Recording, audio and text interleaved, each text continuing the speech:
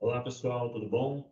Vamos retomar então aqui com a nossa aula número 4, nossa quarta e última aula do módulo de legislação ambiental e contextualização sobre a APA e sobre o ICMBio. Nessa aula 4 eu vou falar especificamente sobre a APA nascente do Rio Vermelho, tá? Que a gente vai aprofundar bastante, já falou um pouquinho sobre a APA, lá naquela aula sobre as unidades de conservação da nossa região, né? Mas foi de forma mais superficial. Então, hoje nós vamos aprofundar mais. Vou dividir essa aula aqui em duas partes. Espero que eu consiga encerrar sem extrapolar as 2 horas que foram previstas, né? Então, vamos seguir. Bom, qual é o conteúdo dessa aula que a gente vai ver? Primeiro, vamos retomar os objetivos de criação da APA, e aqui nós vamos nos aprofundar em todos os objetivos de criação que estão lá no decreto de criação da APA, e vamos acrescentar aos objetivos de criação os recursos e valores da unidade de conservação. Vou explicar o que são recursos e valores. É uma ferramenta, um instrumento trabalhado bastante pelo ICMBio. Depois a gente vai fazer uma caracterização da unidade, vou falar sobre a APA, o que é a APA, quais são as características delas, principalmente as características físicas, né, ambientais e do meio ambiente físico. Depois nós vamos partir pelas ameaças aos objetivos, recursos e valores, ou seja, quais são as atividades que colocam ou podem colocar em risco os objetivos de conservação da unidade e os recursos e valores que a unidade visa proteger. E, por fim, quais são as principais ações de gestão que o ICMBio tem feito aqui na APA, certo? Muitas vezes com o apoio de outras instituições, né? Mas o ICMBio, como órgão gestor, cabe a ele desenvolver essas ações de gestão. Então, vamos lá. Bom, vamos começar pelos objetivos de criação da unidade, né? O que diz o decreto de criação? Já no seu artigo 1º, né, fica criada a Área de Proteção Ambiental, APA, das nascentes do Rio Vermelho, localizada nos municípios de Buridinópolis, Damianópolis, Mombaí e Posse, no estado de Goiás, envolvendo os rios interiores e os sítios espeleológicos, com o objetivo de... Então, isso aqui é o que nos interessa. Né? Então, esse aí é o caput do artigo, lembra que eu falei lá na primeira aula de legislação, é o caput, o enunciado do artigo, e aí cada objetivo vai corresponder a um inciso do artigo. Então, primeiro, ordenar a ocupação das áreas de influência do patrimônio espeleológico local. Não é por acaso que esse é o primeiro, né, pessoal? Talvez seja o mais importante de todos os objetivos da APA. Ordenar a ocupação das áreas de influência do patrimônio espeleológico local. O que é isso? Toda caverna, pela legislação, existe uma área em volta da boca daquela caverna que é considerada a área de influência. Essa área de influência vai variar dependendo de uma coisa que se chama grau de relevância daquela caverna. O grau de relevância, vários critérios para definir, mas essa caverna tem espécies endêmicas, se tem espeleotemas raros, né? Se é uma caverna mais importante, mais relevante para o sistema, o patrimônio espeleológico. Então, varia de 250 metros até bem mais. Então, o que é esse objetivo? Ordenar a forma como as pessoas estão ocupando essas áreas do interior, no entorno das cavidades, e as atividades que estão sendo desenvolvidas nessas áreas. Quais atividades? Na nossa região aqui, principalmente a pecuária. Né? Nas regiões onde tem mais cavernas, a atividade mais forte é a pecuária. Então, para verificar se a pecuária que está sendo desenvolvida não está causando impacto nas cavernas. A gente sabe que existe um costume antigo na região de usar as cavernas como lixo. Então, o pessoal joga carcaça de boi velho, joga arame velho da cerca que arrebentou, joga entulho, né? É comum as pessoas utilizarem as cavernas como simplesmente um buraco para jogar aquilo que não serve mais. Então, o primeiro e talvez principal objetivo da APA é promover o ordenamento desses usos, dessas atividades na área de influência das cavernas. Por exemplo, orientando as pessoas para não fazer esse tipo de descarte inadequado de material dentro das cavernas. O segundo objetivo, fiscalizar a prática de atividades esportivas, culturais e científicas, e também de turismo ecológico, bem como as atividades econômicas compatíveis com a conservação ambiental. Então, dentre os objetivos que estão lá no decreto, esse é o único que cita a questão do turismo, e cita no viés de fiscalizar o turismo, não de promover, de incentivar, né? Então, quando teve a criação da APA, lá em 2001, ainda não se tinha, claro, o potencial e quanto que a atividade turística ia se desenvolver na região.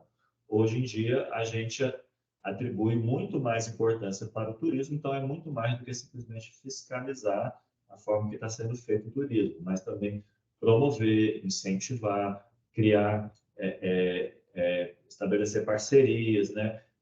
Criar articulações entre as instituições que estão agindo na região. E a própria existência desse curso aqui que a gente está fazendo já é um dos resultados dessa importância que vem sendo dada para o turismo na região, né?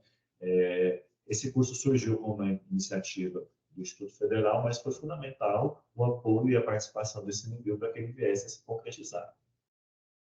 Mas não, né, voltando então ao objetivo, não apenas as atividades de turismo, mas as atividades como um todo que são desenvolvidas no interior da área, inclusive as atividades econômicas, para que elas sejam feitas de forma compatível com a conservação ambiental. O objetivo número 3, dar ênfase às atividades de controle e monitoramento ambiental, de modo a permitir acompanhar e disciplinar ao longo do tempo as interferências no meio ambiente. Então, é a gente acompanhar as atividades econômicas que vêm sendo realizadas na região, monitorar essas atividades e verificar continuamente se elas estão sendo feitas de forma compatível com os objetivos de conservação, se elas não estão provocando interferências negativas no meio ambiente. Quais são essas atividades? A gente tem na APA, principalmente a pecuária, é a atividade mais comum, que é praticada por mais pessoas, provavelmente que movimenta mais recursos, mais dinheiro dentro da APA. Tem também a atividade de lavoura, numa escala bem menor do que a pecuária, mas tem várias pessoas que praticam atividade de roça, de subsistência, algumas vezes para abastecimento do mercado local, mas em grande parte para consumo próprio. E tem atividade de mineração, de hidrelétrica, atividade de comércio, transporte de vários tipos de produtos. Então, tudo isso aí são atividades que podem interferir com os objetivos de conservação da APA. E um dos objetivos da unidade de conservação é que seja feito um acompanhamento, um monitoramento dessas atividades ao longo do tempo, para verificar se a forma como elas estão sendo feitas não está provocando interferências negativas. Se estiver provocando interferências negativas, aí a gente vai ter que entrar com uma série de atividades, desde a parte de orientação, de capacitação, de articular junto com os órgãos de apoio técnico, de extensão rural, até a parte da fiscalização, quando envolve o descumprimento das normas, né? Quando envolve condutas que são vedadas pela legislação, as infrações ambientais. Então, seguindo aqui, o objetivo número 4 é fomentar a educação ambiental, a pesquisa científica e a conservação dos valores culturais, históricos e arqueológicos. Então, isso aqui é um objetivo muito mais voltado para a interface com as pessoas. Quando a gente fala de educação ambiental, a gente está falando de trabalhar com pessoas, de trabalhar comportamentos, de trabalhar conceitos, visões de mundo que as pessoas têm em relação ao ambiente.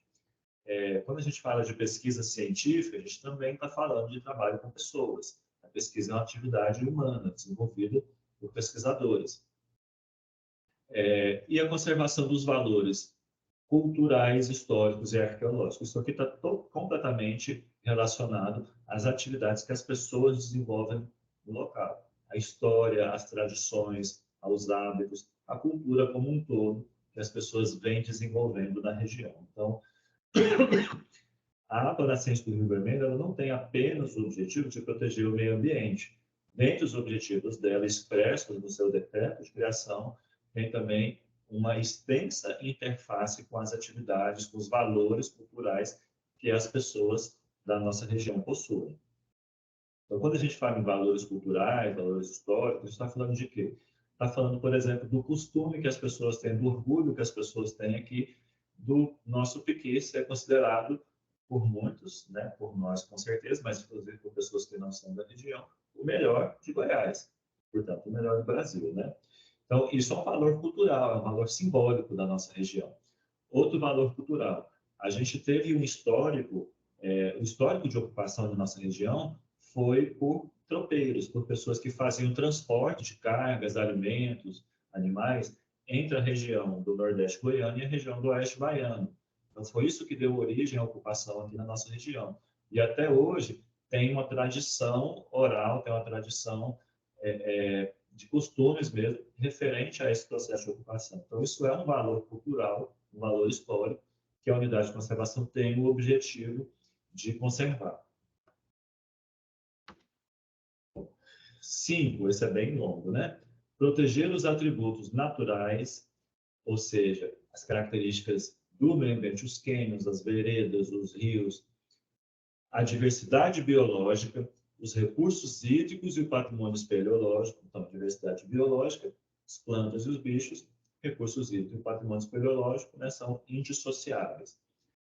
Assegurando o caráter sustentável da ação antrópica na região, ou seja, a ação do ser humano, né? Antros vem, salvo engano, não sei se é do grego ou do latim, mas acho que é do grego. Antros vem, antropos, na verdade, é do grego, que significa ser humano, o homem, né? Então, a ação antrópica é a ação humana, assegurando o caráter sustentável da ação antrópica na nossa região, com particular ênfase, isso é muito importante, na melhoria das condições de sobrevivência e qualidade de vida nas comunidades da APA das Nascentes do Rio Vermelho. Então, a qualidade de vida, os meios de sobrevivência, a geração de renda, a reprodução cultural e material dessas comunidades, dessas pessoas que vivem no nosso território, no território da APA, é também um dos objetivos de conservação da APA. Então, como que a gente realiza esses dois objetivos aí, o 4 e o 5, né? Associado à qualidade de vida das pessoas, às formas de lazer, de atividade econômica, aos valores culturais. O que o ICMBio pode fazer em relação a isso?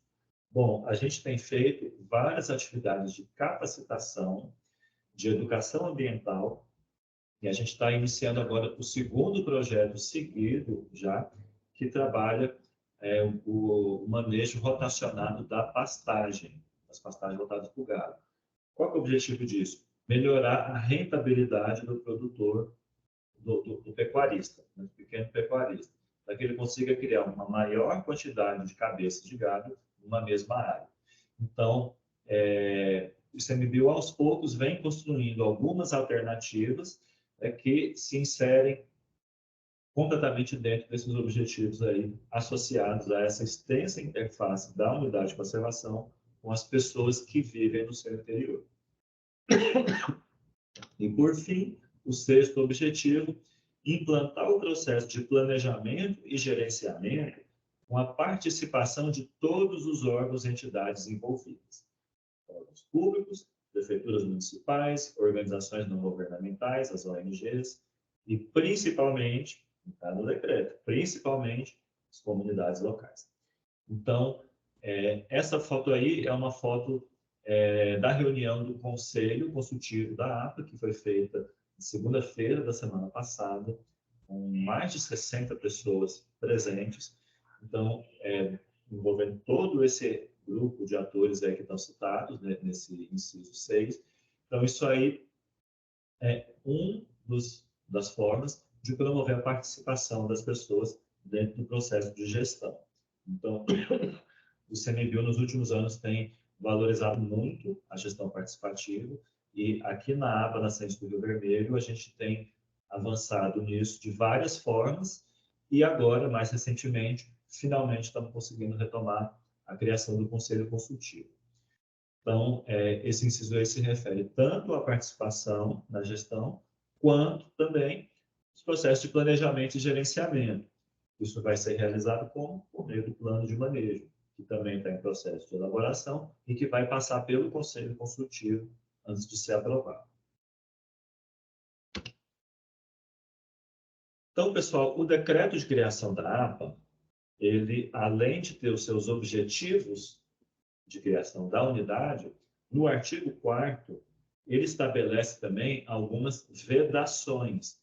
Então, lembra quando a gente falou das categorias de unidade de conservação? Que a APA é a categoria mais permissiva e que ela permite fazer praticamente todos os tipos de atividade, né? Respeitando o que determina a legislação para todo o território nacional, pode ser feito qualquer atividade dentro da APA, né? Pelo que está lá na lei do SNUC. Agora, o decreto de criação da unidade estabeleceu algumas restrições bem genéricas, como a gente vai ver, mas que ajudam a gente a balizar um pouco o que pode e o que não pode dentro da APA. Então, vamos conhecer também essas restrições. Primeiro, bom, né? Vamos retomar lá. O que diz o caput do artigo 4º? Ficam proibidas ou restringidas na APA das Nascentes do Rio Vermelho as seguintes atividades. As atividades abaixo não vão poder ser realizadas ou vão poder ser realizadas sob certas restrições. Tem que ser analisado caso a caso. Em primeiro lugar, implantação de atividades industriais potencialmente poluidoras, que impliquem danos ao meio ambiente e afetem os mananciais de água. Então, a nossa região ainda não é uma região com vocação industrial, nós temos uma vocação agropecuária e turística, mas o decreto já prevê que na possibilidade de instalação de atividades industriais ficam vedadas ou restringidas aquelas que possam implicar danos ao meio ambiente e afetem os mananciais de água. Isso aqui está completamente relacionado com os objetivos de conservação dos recursos hídricos e do patrimônio espeleológico, não é verdade? Então, fica restringido também a realização de obras de terraplanagem e abertura de canais quando essas iniciativas importarem alteração das condições ecológicas locais, principalmente nas zonas de vida silvestre. Então, essas atividades, terraplanagem e abertura de canais, ficam vedadas quando elas forem provocar alterações ecológicas, especialmente nas zonas de vida silvestre. O que é a zona de vida silvestre? Nos planos de manejo das unidades de conservação, existe uma coisa que se chama zoneamento. Quando faz o zoneamento da unidade de conservação, são definidas zonas. Essa aqui é uma zona de uso intensivo, né? Admite um uso maior, interferências maiores. Essa é uma zona de uso extensivo, admite uso, só que usos não tão impactantes sobre o meio ambiente. Aí tem vários tipos de zonas, e uma das zonas é a zona de vida silvestre, que é uma zona, eu acho que ela é a segunda mais restritiva dentre os tipos de zonas que são utilizados nos planos de manejo, né?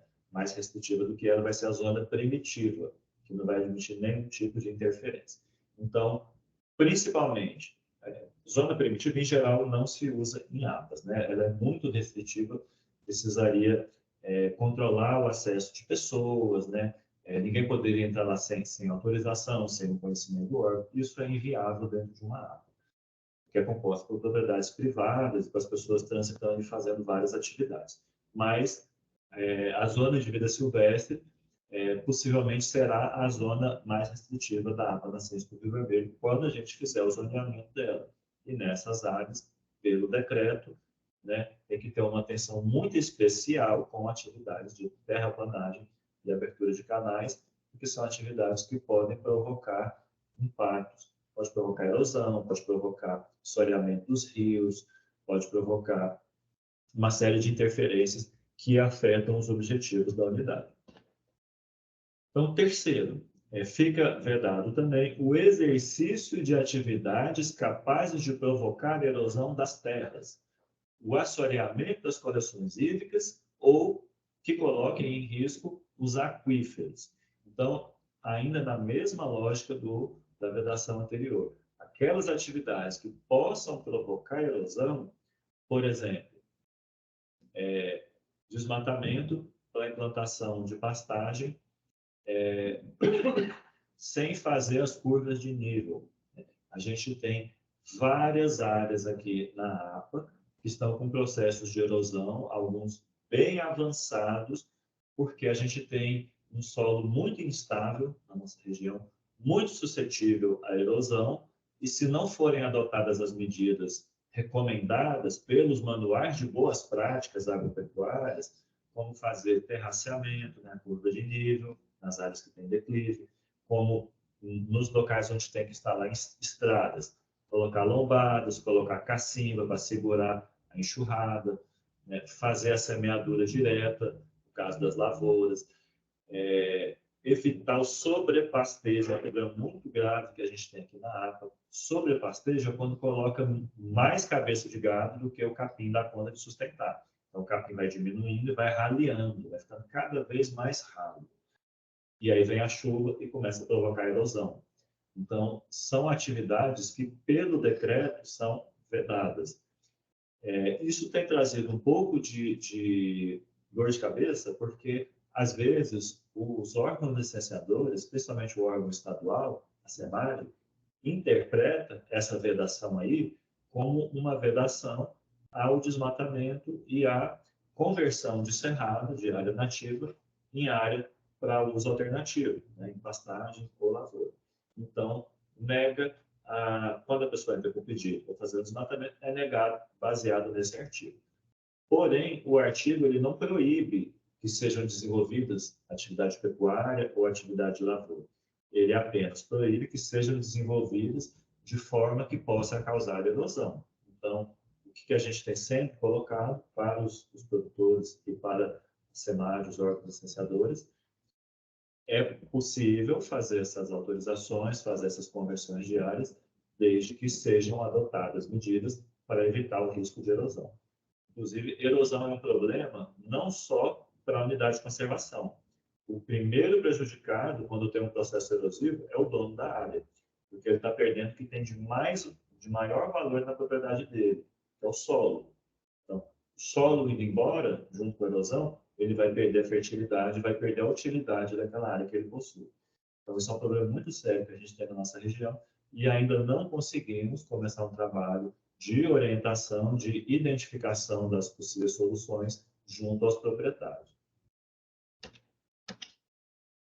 Assim, deixa eu explicar aqui. Essa foto, pessoal, é justamente um dos processos erosivos que a gente fiscalizou recentemente.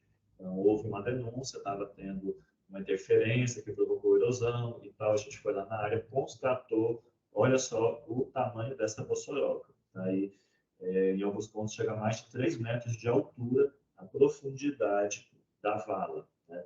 Já é uma bossoroca, isso aí, que é o grau máximo de erosão. Então, olha o prejuízo que isso aí causa não só para o meio ambiente, né, que está perdendo vegetação, né? Essa terra vai cair dentro do rio depois, no caso aí, dentro do riachão, que é o rio que abastece a nossa cidade, mas é um prejuízo também para o próprio dono da área, porque o custo que ele vai ter para segurar e para reverter essa erosão é altíssimo.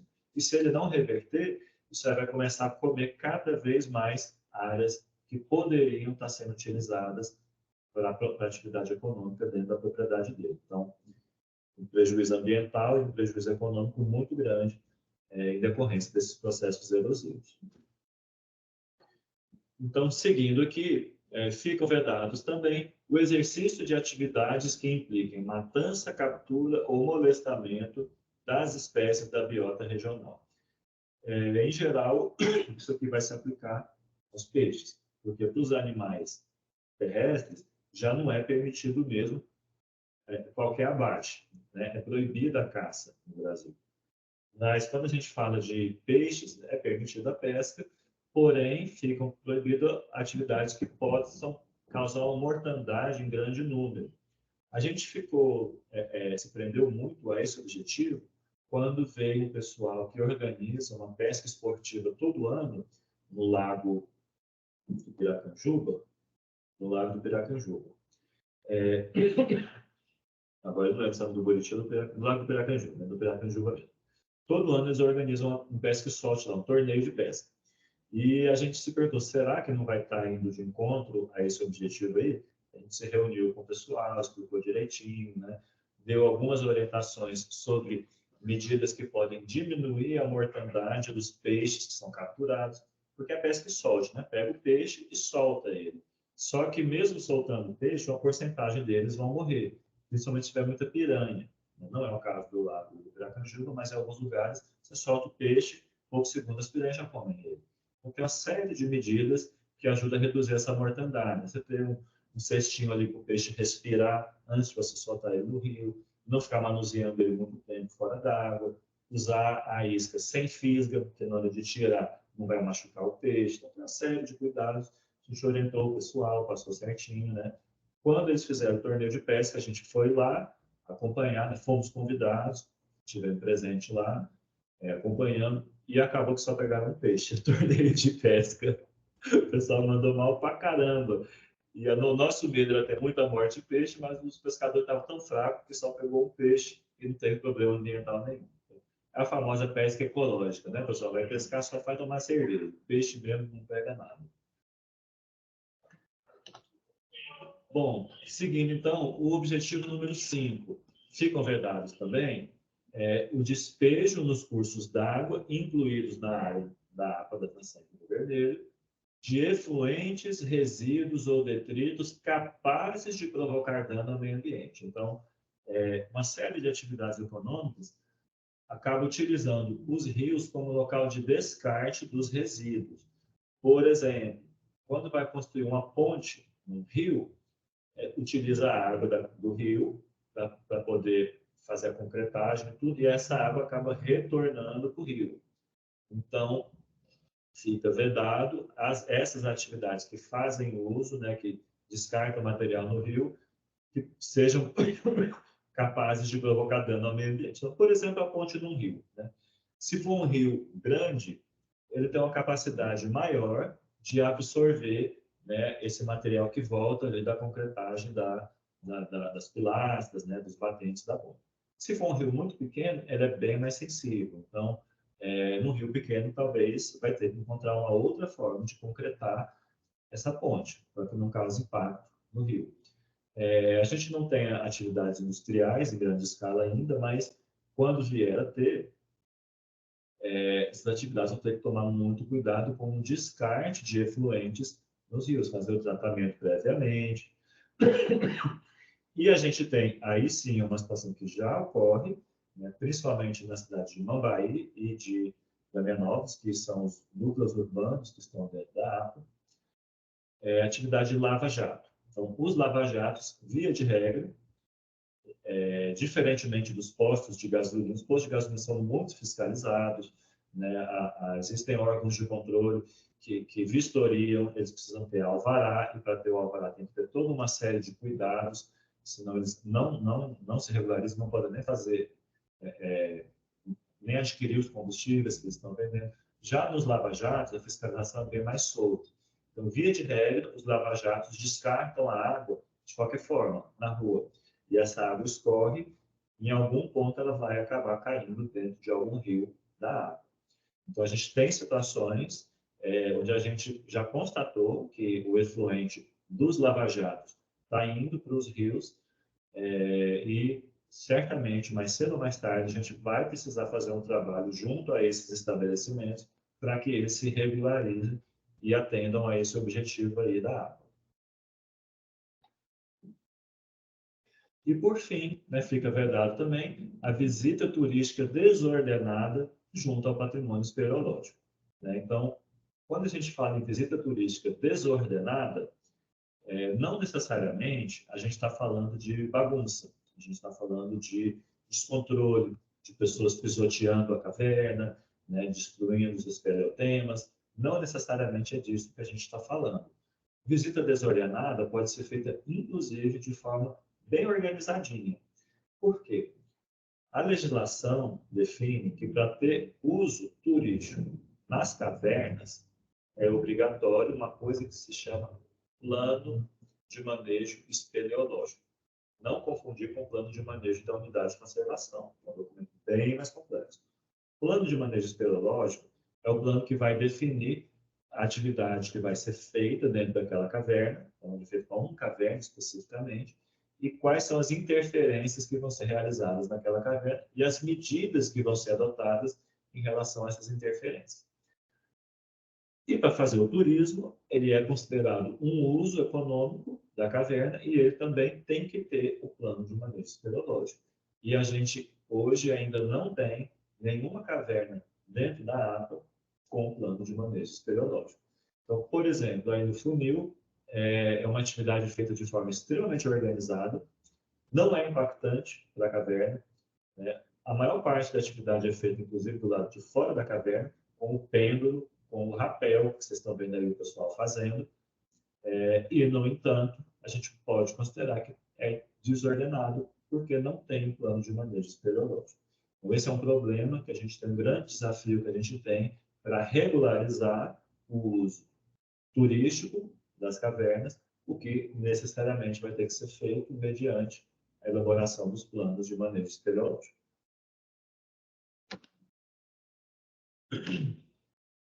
Bom, esses foram os objetivos e as vedações expressos no decreto de criação. Então, quando foi feito o estudo de criação da APA, foram propostos tudo aquilo ali e veio a compor o decreto de criação que foi assinado pelo presidente da República. Na época, Fernando Henrique, né? 2001, era o Fernando Henrique. Aqui a gente vai falar de uma outra coisa, que são os recursos e valores. Isso são conceitos que o ICMBio tem trabalhado dentro de uma ferramenta chamada SANGE. Aí, na imagem é o Sistema de Análise e Monitoramento de Gestão. Então, é uma ferramenta de monitoramento de como está a gestão das unidades de conservação federais, né? aquelas geridas pelo ICMBio. Mais para frente, né, na segunda parte dessa aula, eu vou mostrar para vocês no site mesmo lá do SANGE como que acessa, como que utiliza. É uma ferramenta pública, qualquer pessoa pode acessar a situação de gestão de qualquer unidade de conservação federal, qualquer uma das unidades do ICMBio. Estão todas lá no SANGE e a APA também está lá no SANGE. Depois eu vou mostrar direitinho, né, mas como que funciona o SANGE? O que nos interessa agora nesse momento? Ele é baseado numa coisa chamada recursos e valores. O que são recursos e valores? É aquilo que a unidade de conservação possui que é relevante proteger, né? Considerando os objetivos de criação, considerando as características ecológicas, considerando os usos que são feitos, né? Aí se define os recursos e valores daquela unidade, que são o objeto de conservação, de proteção da unidade de conservação. E quem que define os recursos e valores? Essa aqui é a principal diferença em relação aos objetivos de criação. Os recursos e valores são definidos pela equipe gestora, pelo conjunto de servidores que fazem a gestão. Naquelas unidades que têm processo participativo mais avançado, os recursos e valores são definidos com participação do Conselho Consultivo. Então, aqui existe ou pode existir um processo de empoderamento, seja da equipe local, que está trabalhando há vários anos, né, tem um conhecimento da área, seja do conjunto de atores que estão relacionados àquele território. Então, vamos ver quais são os recursos e valores da APA Nascente do Rio Vermelho? Primeiro, remanescentes de vegetação nativa do bioma cerrado. Então, dentre os objetivos da APA, se destaca a conservação da biodiversidade, dos atributos naturais, e a gente pode traduzir isso nos remanescentes de vegetação nativa, naquelas áreas onde a vegetação, as várias fisionomias do bioma cerrado, os vários tipos de vegetação do bioma cerrado, ainda estão preservados, ainda não foram desmatados, né, onde eles são remanescentes. Então, esse é o primeiro dos recursos e valores. Essas áreas são prioritárias para a gente proteger. Seguindo aqui, a integridade das coleções hídricas que se encontram no interior da unidade de conservação, ou seja, os cursos d'água, as nascentes, os rios, os lagos, os açudes. Então, isso está intimamente relacionado aos objetivos associados ao patrimônio espeleológico. Outros recursos e valores, a promoção da participação social para o uso ambientalmente sustentável do cerrado. Então, está associado àqueles objetivos que têm interface com as populações humanas do território. Então, enquanto equipe gestora, foi definido que é importante para a unidade de conservação promover a participação social para que haja um uso ambientalmente sustentável do cerrado. E, por fim, né, ainda que esteja associado às coleções hídricas, a gente deu um destaque maior para a integridade do patrimônio espeleológico. Então, manter preservadas as cavernas da APA nascente do Rio Vermelho. Pessoal, vamos ficando por aqui. A gente vai entrar na caracterização da unidade de conservação na próxima aula, tá? Aliás, ainda é a mesma aula, aula número 4, mas na parte 2 dessa aula número 4. Então, vamos fazer uma pausa aqui e eu retorno com vocês no próximo vídeo.